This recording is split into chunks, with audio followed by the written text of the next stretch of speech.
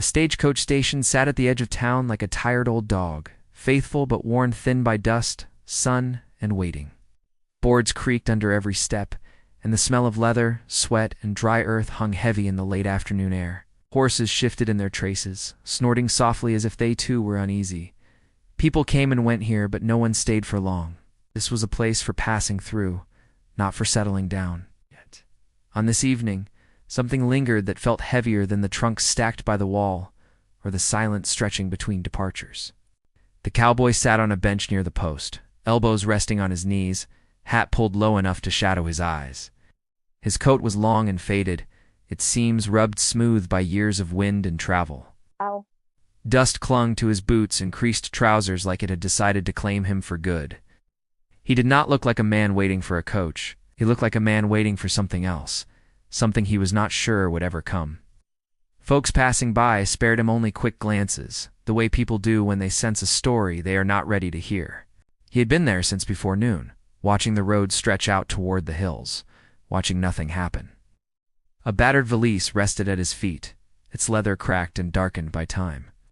It held little more than a spare shirt, a few coins, and memories he could not put down no matter how tired his hands grew. Every so often he shifted his weight or rubbed the bridge of his nose, as if trying to ease a thought that would not let go. The wind tugged at his coat and scarf, whispering through the gaps in the boards, carrying with it the dry promise of winter. Behind him, the station buzzed quietly with life. A woman argued with the clerk about a missing parcel. Two men laughed too loudly over a shared flask. Somewhere down the platform a child cried and was quickly hushed. It was all ordinary, all familiar, yet the cowboy seemed apart from it, like a ghost that still cast a shadow. He had learned long ago how to sit still and disappear in plain sight. That was when the little girl stepped toward him. She could not have been more than 5 or 6, her small boots scuffing the dirt as she walked with careful determination. Her dress was a deep, worn purple, mended at the elbows and hem. A ribbon held back her hair, though a few curls had already escaped and danced around her face. In her hand, she clutched nothing at all, yet she carried herself as if she held something important. Her eyes were wide and curious, not yet trained to look away from things that seemed sad or strange. The woman following her moved more cautiously. She wore a plain dress, her face drawn tight with worry and fatigue.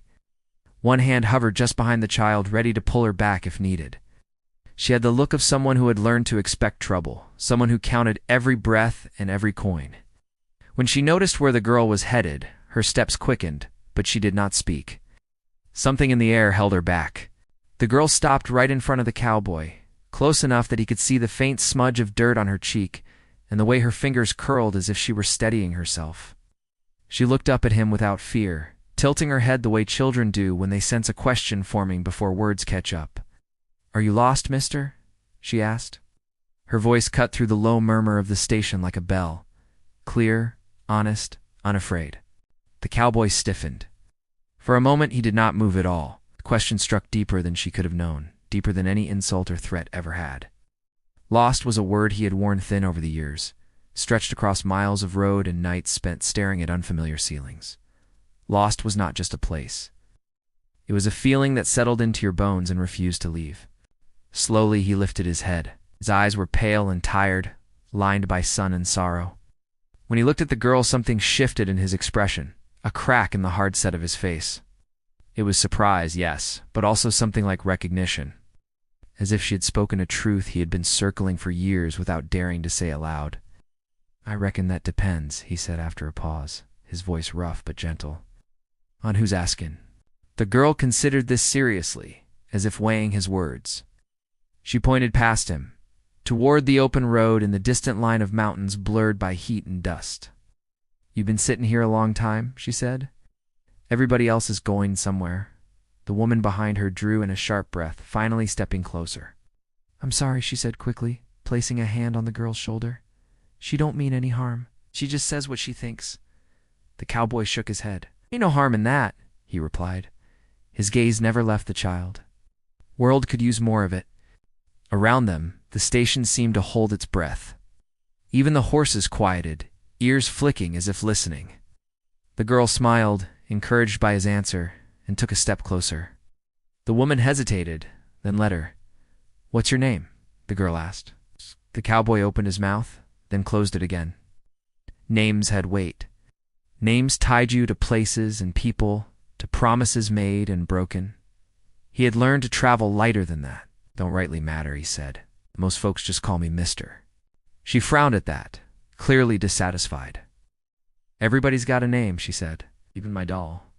She gestured to the small ragged toy tucked under the cowboy's arm, where he had not even noticed it before.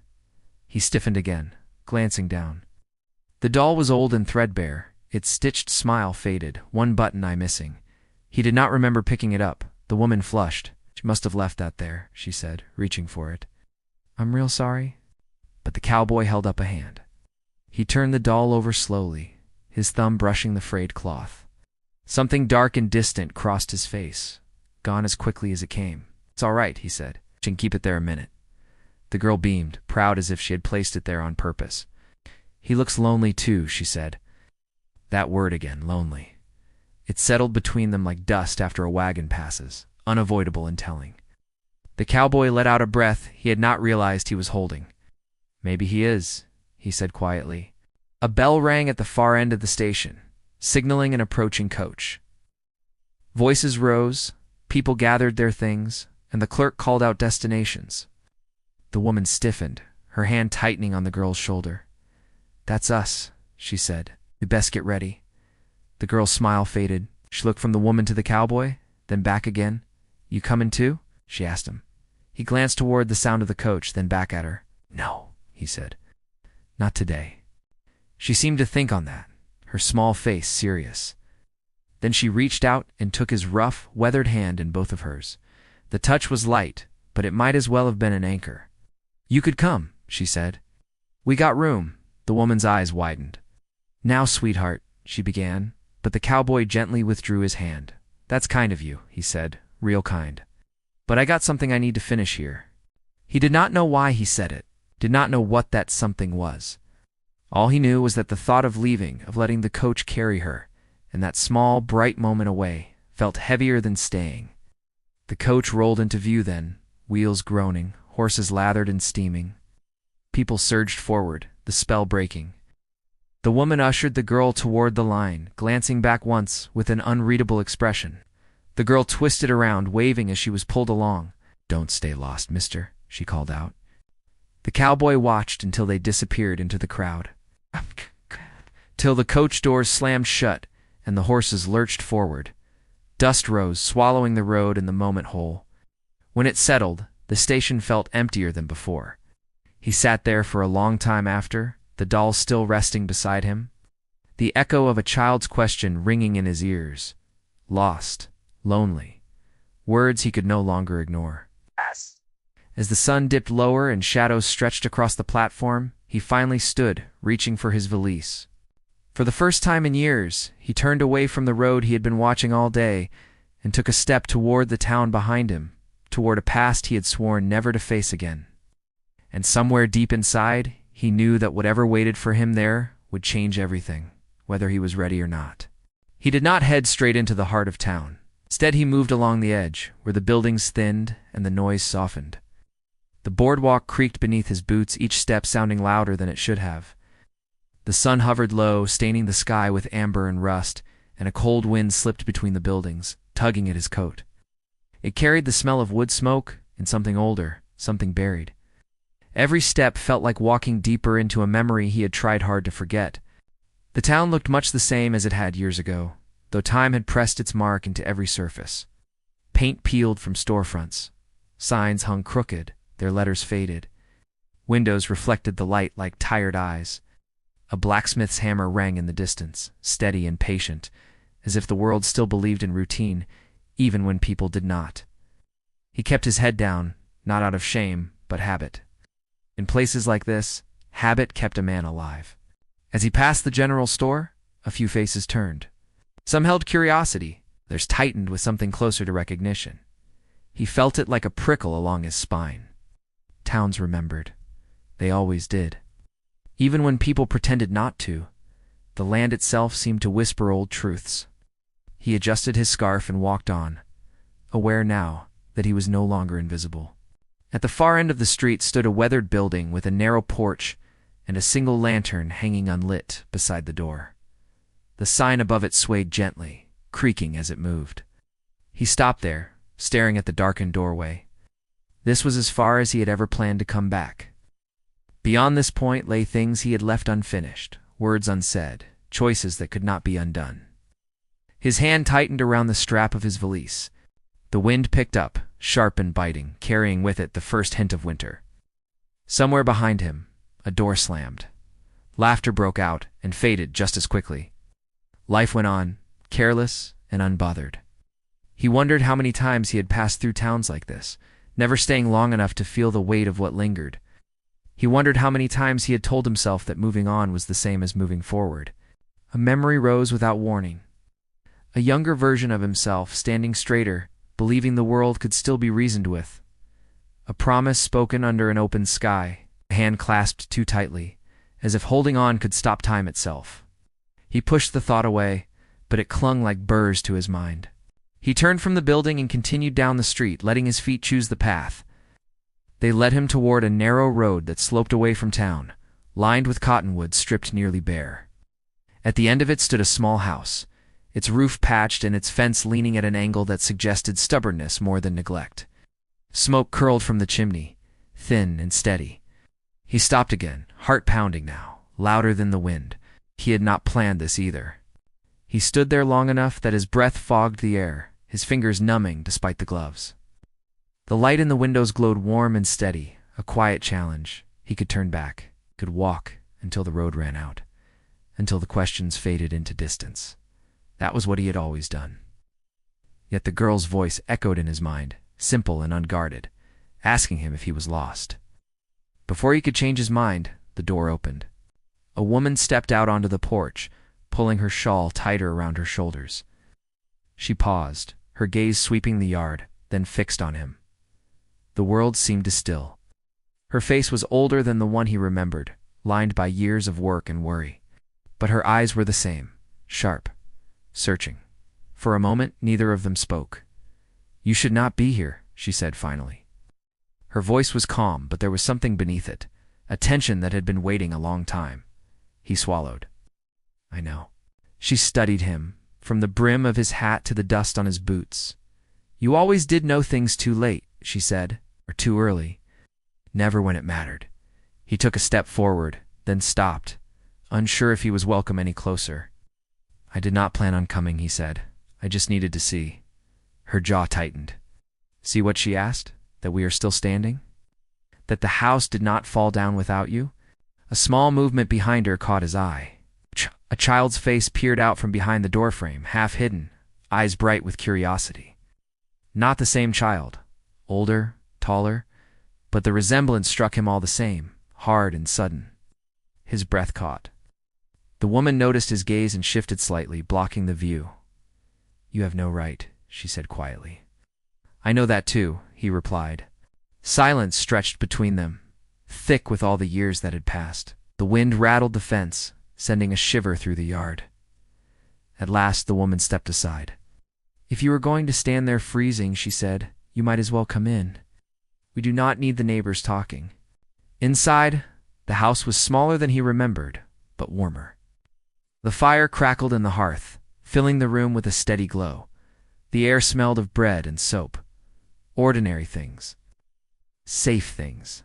He removed his hat, holding it awkwardly in his hands. The woman busied herself with the kettle, her movements brisk, controlled. She did not look at him. The child hovered near the doorway, watching him with open interest. "Who is he?" she asked. The woman hesitated. "An old acquaintance," she said. The child frowned. "He looks tired." Something in his chest tightened at that. He managed a small smile. "I reckon I am." The woman shot him a warning glance. He fell silent, letting the crackle of the fire fill the space. When she finally turned back to him, there was a question in her eyes she did not voice. Why now? Why here? He did not have an answer that would satisfy either of them. They spoke little after that, accepted a cup of coffee, holding it between his hands for warmth more than thirst. He listened as the woman spoke to the child about chores and bedtime, about the weather turning and the road needing mending. It was a life built carefully, deliberately, without him. That truth settled heavily on his shoulders. When the child was sent to the back room, the woman finally faced him fully. "You should leave before morning," she said. "This town has a long memory." "So do I," he replied. She sighed, the sound weary. "That is what I am afraid of." Outside, the wind howled, rattling the windows. Somewhere in town, a dog barked. He thought of the stagecoach station, of the girl in the purple dress, and the doll she had noticed without being told. He thought of how easily a simple question had unraveled him. "I am not here to cause trouble," he said. "Trouble does not need an invitation," she answered. "It just needs a reason." They sat there, the fire burning low, both aware that something had been set in motion that could not be undone. He did not know what would come next. Only that staying meant facing truths he had run from, and leaving meant carrying them forever. As the night deepened and the cold pressed closer, sound drifted through the wind from somewhere down the road. Hoofbeats, slow, measured, coming nearer, knees, stirring in his gut. The woman heard it too, her eyes narrowed. "You were followed," she said, not accusing, just stating a fact. "I did not think so," he replied, though doubt crept into his voice. The hoofbeats grew louder, stopping just outside. Shadows shifted against the window. The fire popped, sending sparks upward. Neither of them moved. Whatever had found him at last had not come by chance. The knock came soft at first, more a suggestion than a demand. The woman stiffened, setting her cup down slowly. The cowboy rose from his chair without a word, instinct guiding him. He did not reach for anything, just stood there, listening. The hoofbeats outside shifted, leather creaked, and a man cleared his throat. "Evening," a voice called through the door, calm, polite, too careful to be friendly. The woman met the cowboy's eyes. "You stay back," she whispered. "Yeah." Before he could answer, she moved to the door and opened it just enough to see who stood on the porch. A man in a dark coat waited there, his hat pulled low, snow dusting the brim. Another horse stood a few steps behind him, riderless but ready. The man smiled, though it did not reach his eyes. "Sorry to trouble you so late," he said. "I am looking for someone." "We do not get many visitors," the woman replied evenly. "Especially after dark," I figured, the man said. His gaze drifted past her into the house. "Mind if I step in?" Cold night, she did mind. That was clear. But the town had rules, spoken and unspoken, and one of them was that refusing a man at your door only made him louder. She stepped aside just enough to let him cross the threshold. The cowboy stayed where he was, half hidden by shadow. The man's eyes adjusted slowly, then locked onto him. The smile returned, sharper now. "There you are," the man said. "You always did have a way of turning up where you should not." The woman looked between them.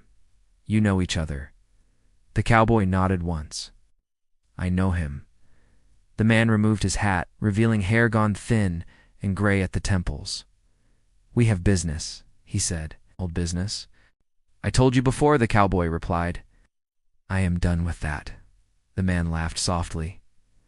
"Funny thing about old business? It does not care if you are done." The woman crossed her arms. "You should leave," she said. "Both of you. Whatever this is, it does not belong here." The man's gaze flicked to her, assessing. "What?" "With respect," he said, "this concerns more than just him. There are questions that have gone unanswered for a long time.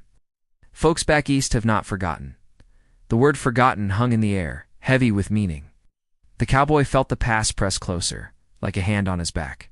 He stepped forward then, fully into the light. "Say what you came to say," he told the man. "Do not drag her into it." The man's eyes narrowed.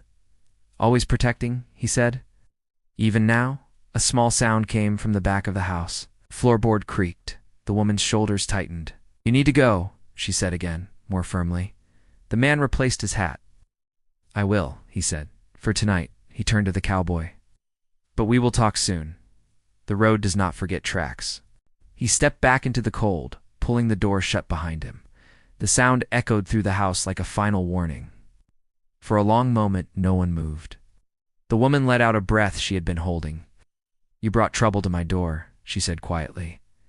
"I did not mean to," the cowboy replied. "Meaning to and doing are not the same thing," she said. Her voice softened just a little. "Who was he?" "Someone I used to ride with," he said. "Someone who thinks I owe him." She studied his face, searching for lies. "Do you?" He hesitated. That was answer enough. The child appeared then, rubbing sleep from her eyes. "There was a man," she said. "On a horse." The woman knelt in front of her. "It is all right," she said. "Just someone passing through." The cowboy looked away, guilt twisting in his chest. Passing through. I had said those words too many times. Later, when the child was asleep and the house had settled into uneasy quiet, the woman sat at the table, mending a tear in a sleeve. The cowboy stood by the window, watching the dark road. Snow had begun to fall, light and steady, softening the edges of everything. "You should not stay," the woman said without looking up. "If he came once, he will come again." "I know," he said, "but running will only lead him back here faster." She paused, needle hovering. "So what do you plan to do?" "I plan to finish what I started," he replied. "Whatever it takes." That answer did not comfort her. "That is what you said before," she said. "Look where it led." He had no reply. Across town, the stagecoach station lay quiet, lanterns dimmed, travelers settled for the night. In a small room above the stable, the little girl in the purple dress sat awake, clutching her doll. The image of the lonely cowboy stayed with her, his tired eyes and gentle voice.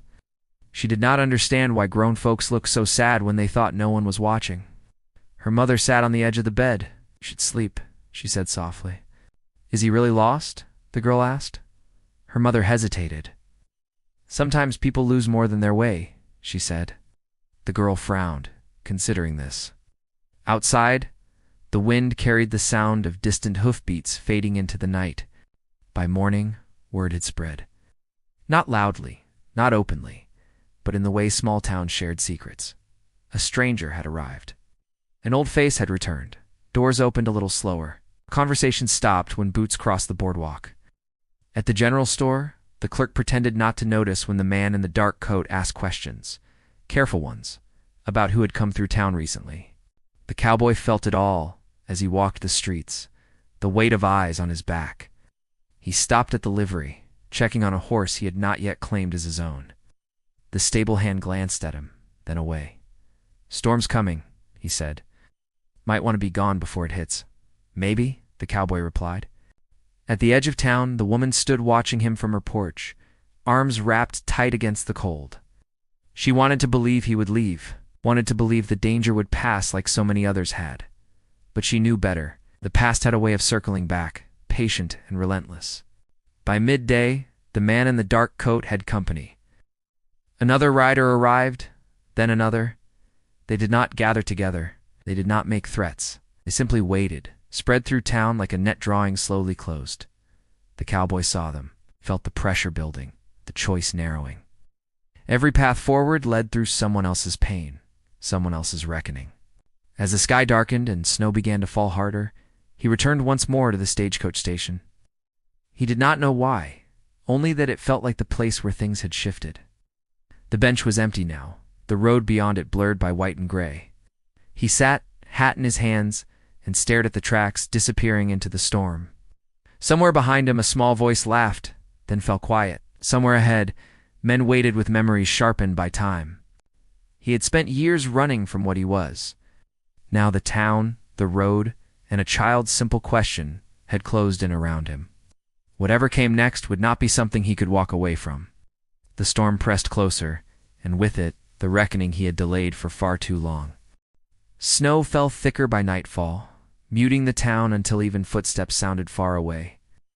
Lamps glowed behind frosted glass, halos in the dark. The cowboy walked slow, letting the cold bite his cheeks, letting the quiet sharpen his thoughts. He had learned long ago that running made noise, standing still, choosing when to move. That was how you survived when eyes followed you. He stopped at the edge of the street and looked back.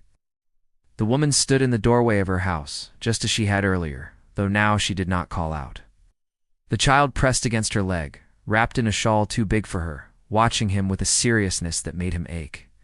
He lifted a hand, not waving, just a small sign that he saw them. The woman nodded once, tight and guarded, as if acknowledging a debt neither of them had agreed to, but both understood. Across town, the men waited. They did not gather in one place. One leaned against a post near the saloon, pretending to warm his hands. Another stood at the livery, talking too long with the stable hand. The man in the dark coat watched from the far side of the street, face half hidden, patience worn smooth by years of practice. They were not here for trouble in the open. They were here for answers. For a reckoning done quietly, without witnesses. The cowboy stepped into the stagecoach station again, the place where the question had been asked. It felt smaller now, walls closing in, the air sharp with cold and old wood. He sat on the bench and waited, counting his breaths, listening to the storm build. He had decided something on the walk back, a choice shaped by memory and the look on a child's face. Whatever happened next would happen here, where paths crossed and words mattered. The door creaked. Boots scraped snow from the threshold. The man in the dark coat entered alone this time, shutting the door behind him. The station fell silent, except for the wind rattling the shutters. "You pick interesting places to sit," the man said. The cowboy did not look up. "You followed me long enough. Say it plain." The man took off his gloves, fingers red from the cold. "There are people asking questions," he said, "about money that vanished, about a job that went wrong, about a man who rode out and never came back. I did not take what was not mine," the cowboy said. "I did not leave him." "You left the trail," the man replied. "That counts for something." "It counts for survival," the cowboy said. He finally looked up, eyes steady. "You know what that country was like. You know the storm that came down without warning?" He made his choice. The man studied him, jaw working. "Choice does not sit well with the folks who lost," he said. "They want a story they can hold." The wind howled outside, pressing against the walls. The cowboy thought of the house at the end of the road, of the fire burning low, of a life built without him. "Then tell them the truth," he said. "Tell them I did not run. I stayed. I looked. I buried what I could." The man's eyes flickered. "You always were good at carrying weight," he said, "but not at sharing it." A sound came from outside, a whistle sharp and brief. The man in the dark coat glanced toward the door. "Time is tight," he said. "Others are less patient than me." "Then keep them back," the cowboy said. "This ends without blood, or it does not end at all." The man hesitated. He was not a cruel man, not truly. He was a man shaped by orders and debts and the long memory of the road. "You walk away now," he said slowly, "and I tell them you are gone, that the trail is cold." "And the woman," the cowboy said. "And the child. They stay out of it," the man said. "I give you my word." The cowboy shook his head. "Your word does not hold in a storm." Another whistle sounded, closer now. Shadows moved past the windows. The man's patience thinned. "Then what do you want?" "I want to speak," the cowboy said. "To all of them, here." Now, the man laughed softly, disbelief edging his voice. "You think words will settle this?" "I think running will not," the cowboy replied. For a long moment, the man weighed the cost. Outside, boots shifted, snow creaked under weight. At last he nodded. 5 minutes, he said. No more. The door opened again. Cold rushed in, along with the men who had been waiting. They spread out, careful, alert eyes on the cowboy. He stood slowly, hands visible, heart steady. He had lived with fear long enough to know when it no longer owned him. "You know me," he said, voice carrying in the small space. "You know where I came from and what I left behind? You know the job and the road and the storm that broke us apart?" One of the men scoffed. Another shifted, uncomfortable. The man in the dark coat watched closely. "I did not take what was not mine," the cowboy went on. "I did not leave a man to die. I stayed until staying meant dying too. I buried what I could. I marked the place. I came back with help when the weather broke." "You came back alone," a man said. "I came back to silence," the cowboy replied. Tracks erased.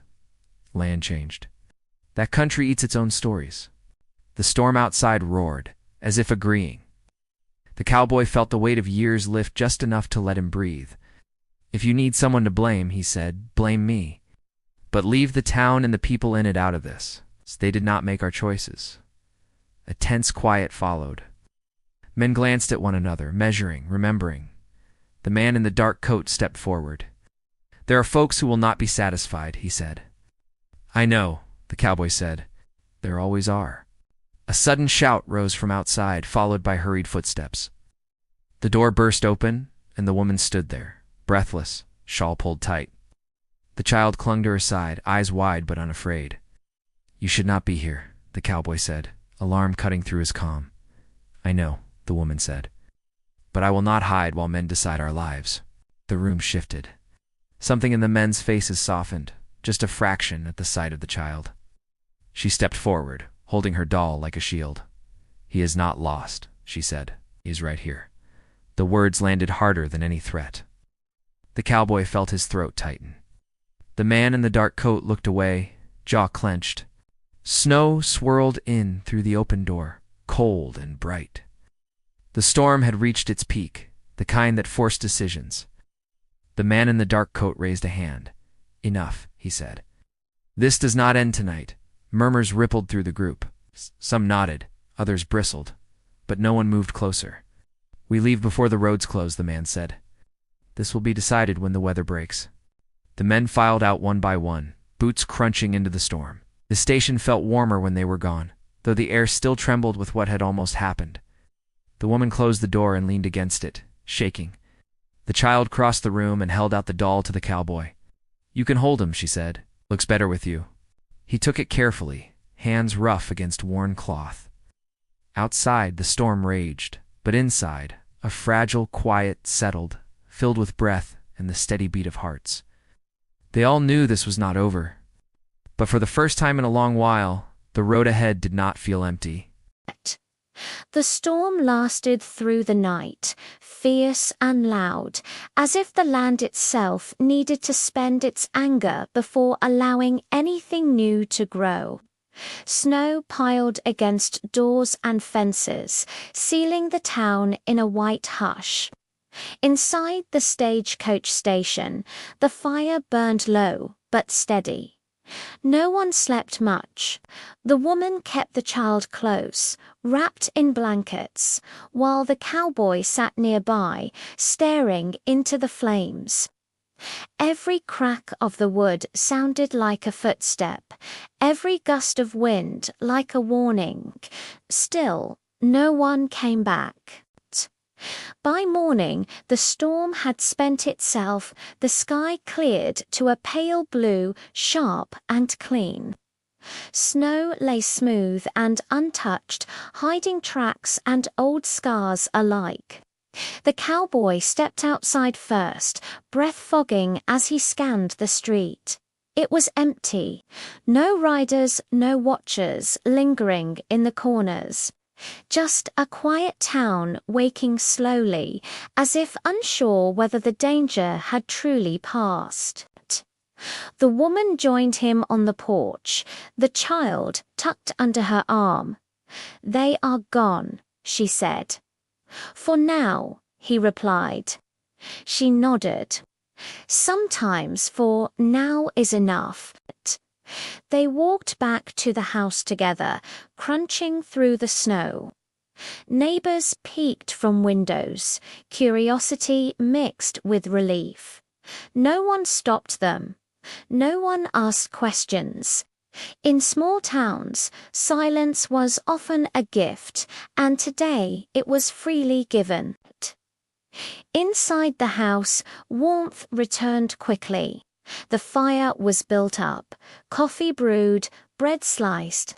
Ordinary things filled the space again, grounding it. The child sat at the table, swinging her legs, humming softly. She watched the cowboy with open interest, not the guarded curiosity of the night before. "You stayed," she said. "I did," he answered. "Does that mean you are not lost anymore?" she asked. He thought about it, about the road behind him and the choices ahead. "I think," he said slowly, "it means I know where I am." She smiled, satisfied with that. Later that morning, a knock came at the door. The woman stiffened, but when she opened it, it was the man in the dark coat standing alone, hat in hand. He looked tired, older than he had the night before. "We are leaving town," he said. "The roads are opening. I came to say it plain." The cowboy stepped forward, and the others, "They will not come back," the man said. "Not here. Not for this." The woman studied him carefully. "Why?" she asked. He hesitated, then glanced at the child, who watched from the table. "Because some stories are not worth tearing people apart over," he said, "and because not everything that ends badly needs to keep ending." The cowboy nodded. "Thank you." The man met his gaze. "You carry enough," he said. "Do not add more by running again."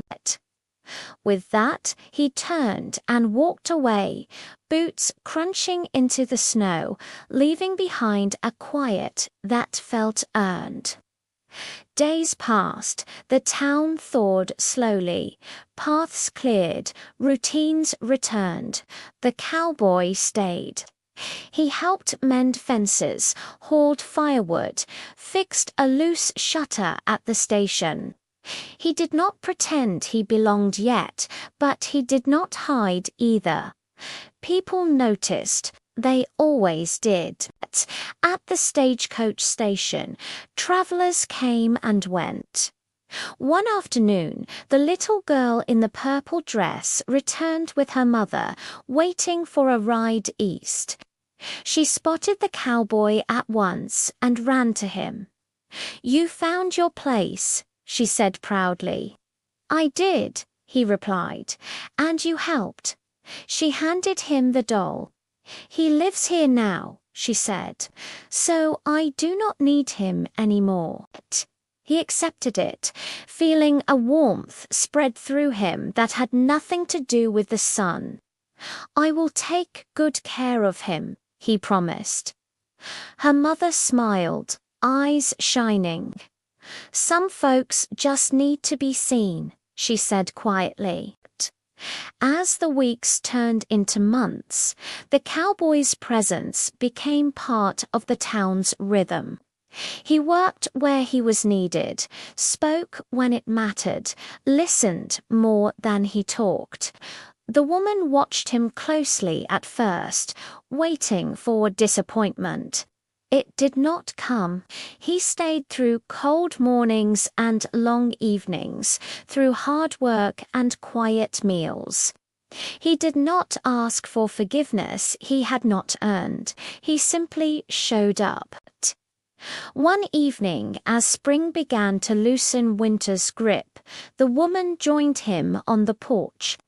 The child slept inside, the house peaceful. "You could still leave," she said. "No one would stop you." "I know," he replied, "but I am done running." She studied his face, searching for doubt. Finding none, she nodded. "Then we will see what staying looks like." The town changed slowly, almost without noticing. Laughter returned to the station. The bench where the cowboy had once sat alone became a place for stories and shared meals. The road still stretched on, wide and tempting, but it no longer pulled at him the same way. He had learned that some journeys ended not with distance, but with choice. On a clear morning, the cowboy stood at the ridge above town, looking out over the desert and distant mountains. The wind was gentle, carrying the scent of new growth. He thought of the past, of mistakes made and lessons paid for dearly. He thought of the question that had started it all, asked by a child who saw what others overlooked. "Are you lost, Mr. Pratt?" He smiled, tipping his hat to the open sky. Not anymore. Below him, the town stirred with life, steady and warm.